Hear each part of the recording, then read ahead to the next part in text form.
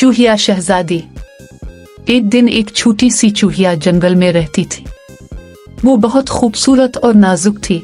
इसके वालिदैन उसे प्यार से चूहिया शहजादी कहते थे। एक दिन इसने सोचा, मैं इतनी खूबसूरत हूँ, मुझे सबसे ताकतवर से शादी करनी चाहिए। सबसे पहले वो सूरज के पास गई। चूहिया बोली, ए सूरज, तुम सबसे ताकतवर हो, क्या तुम मुझसे शादी करोगे?